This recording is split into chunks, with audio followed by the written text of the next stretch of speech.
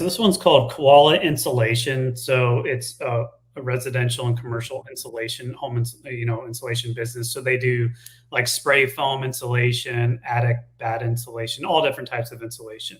And then they do like new construction homes, but also will retrofit like older homes that are not energy efficient, and they'll come in and insulate the home to make it more, your utility costs go down. So this one is not like a sexy business by any means.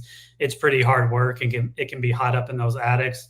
However, it is, a growing, like it's in demand. There's a lot of insulation companies out there. You're going to have a lot of competition in your area. But like I was saying before, if you can just be better and execute better and provide good customer service, especially to like home builders that are going to like subcontract the insulation work to you, you can build a nice business for yourself in this. So Koala's been around. They actually started franchising in 2018, and they have 325 franchise units now, grown extremely quickly. They actually sold their 2 corporate-owned franchises to franchisees, and so they don't actually own any corporate-owned franchises now. But they actually have a really cool support system called Koala University. It's like a pretty extensive training program they put you through. They're very heavily involved in like the marketing and sales side of the business for their franchise owners. They're going to do a lot of like, marketing for you in your local area when you get launched. This one, they claim you could do it semi-passively as well. So you would have like an operations manager in place, and then, a couple technicians that would be the actual people in the field doing the installation work. So I like Koala Insulation. I don't think it's as scalable as other home services franchises like a Budget Blinds, but it is a nice business for sure. And I think the margins are pretty strong. The only challenge with Koala is they are pretty well established. So it is a little bit difficult to find territories that are open. But we're actually helping someone right now in the Houston area buy a couple territories because there was an opening there. So think of like climates where there's drastic weather changes. Insulation businesses do well. So if it gets like really hot and or really cold, like where I live, it gets -10 all the way up to 100 degrees. These type of businesses are busy because it's a problem. The problem or pain you're solving for the customer is comfort, and the energy bills. So I don't think these type of businesses are going anywhere anytime soon, especially when home builders are putting up homes and they use like cardboard for materials, it seems like these days. So I like Koala Insulation. I like all the support that they provide and the training. I've heard really good things about this franchise. Nice. You want to talk about some numbers?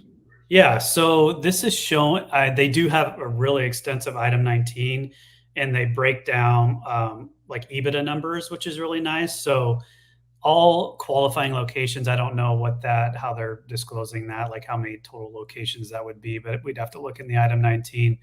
But average sales is just over $1 million, with an average gross profit percentage of 49.2%, which is pretty good. I think for home services, you want to be between 45 and 55% gross profit. So that lines up.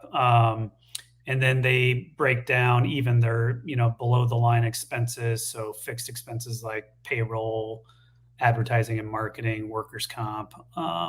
So then total revenue less disclosed is around 32%. So I don't think that's quite net profit. But I'd have to read the finer print to know for sure.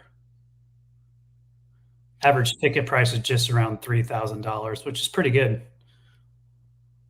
Yeah, it's interesting.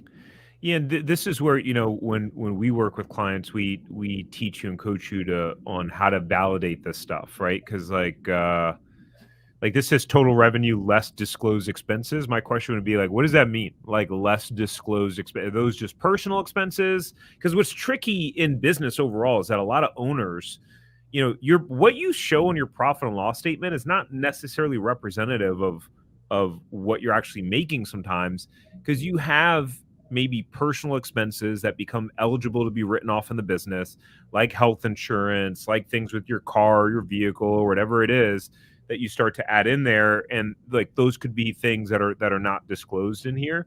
But I think the idea overall is that, you know, out of a high volume of locations, that if the profit potential is there overall, that gives you the sign that, okay, cool, this is something I want to look into more. And then it's your job when you validate to start digging through that and then see if it makes sense for you and kind of in your area.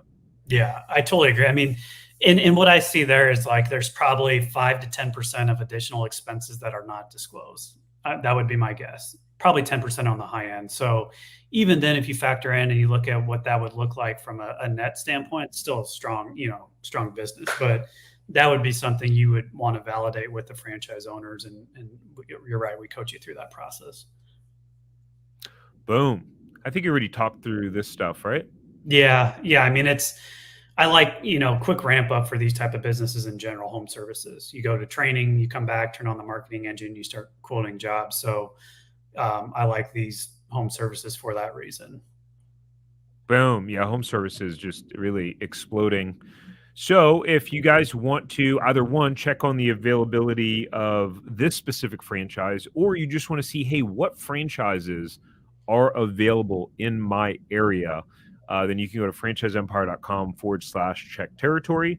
You'll be able to input your info. You'll be able to schedule a free quick call with either Kevin or Karista, and they'll be able to check and see what's available in your area. And again, you get to just shortcut the whole process of scouring and wasting time online trying to look through top franchise lists that all like have like McDonald's and Taco Bell and KFC, which we know are not realistic to get open, and also like very expensive.